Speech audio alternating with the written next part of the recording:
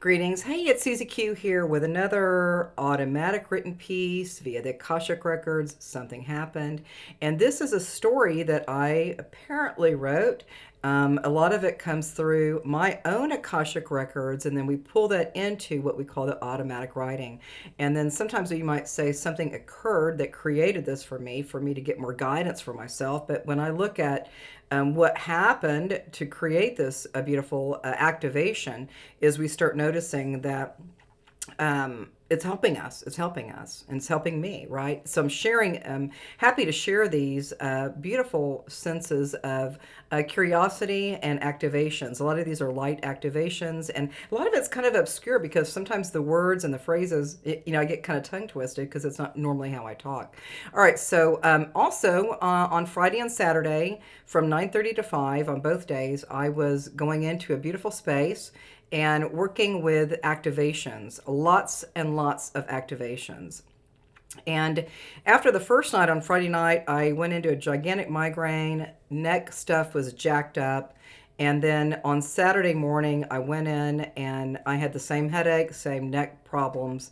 And eventually, with some of the integrations that we did and activations that we did, it started releasing. So a lot of stuff is changing. When we say that, I felt sick or I had a migraine, what we found from the teacher is that these energies are ready to release from these activations. We start, lifting things out and they're gone. We can't really see it or experience it, but we just know that a lot of crud, let's just say we've had many lives and many experiences, and we start noticing that, we just, things are like ready to let go. They're let go of our field. All right, so I had a little bit of a cough too, so with that thing. So anyway, so we're going to go ahead and get started. And this is one beautiful piece that I wrote. It seems kind of like kind of edgy or doesn't make sense for me, but just if I'm going to talk slowly with this and see if you can get some guidance. I'm trying to find, is this true? Is this real? All right, so we're going to start working with it now. Walk into the stairway ahead. Ascend or descend. The frequency matters less as the intent reigns in a full range of potentialities for your choosing. This or that, or here or there, is happenstance in motion. Integrated, energized sequences in the body begin to reorganize as the potential of your choice is realized. Effect of happenstance not to your liking. Initial cause directive resulting in disharmony within. See this cause effect merry-go-round as the next step. Step into wonder ever so casually into a fraction of a pivot ahead. What just happened? Oops. Let it go. Begin again. Walk into the next step. Stairway ahead. Pick and choose at will, all exactly right for you in this moment of now. Looking back at the steps that you got here, like you're looking back, turn around and check it out. The steps before in this timeline faded without a trace. Look forward again, now what? Create. Each step of your knowing informs your body of the soul's desire to grow. This or that, or here or there, you are the ultimate decider of this, your life. Parallel lives to timelines here or there all matter. This breath you receive and the subsequent breath you let go of all impacts the full reality of the soul. Impressions of a life with all the meanderings of stories, origin, all parts of your path. Your choice always. Let it go. Begin again. There's so much more to the love. All right. Awesome. Awesome. All right. So we've got a few more pieces here. So we're looking at, letting some things go, having some new energy coming in. And so when we're working with some of these energies, these are like activations. I think even for me to, to read it and and go back and look at it, I'm just like going, what is this? What does this really mean? So right now we're going to be working a little bit with what we call the etheric body, the emotional body, and the lower mental body. And so when we're working with all of these different layers, this self, and then there's another self, and then there's other layers of consciousness. You could say etheric body, emotional body, or lower mental body. All of these bodies are like expanding out. And so even as our light is showing, for me, these are all light activations. And the more that we go into first our physical reality, our manifestation from the planet Earth that created these bodies, these beautiful bodies that we have, but we have other levels of consciousness and bodies that are working with us. And the more that we go deeper into some of this, we don't have to like focus on it necessarily, but just to know that there are many layers of different states of consciousness for each one of us. We move maybe possibly for the quantum point and going into higher mental body, going into a higher state. So some of these bodies are kind of like surrounding our physical reality, and then we go into higher states of being through the quantum point and moving into the higher mental body.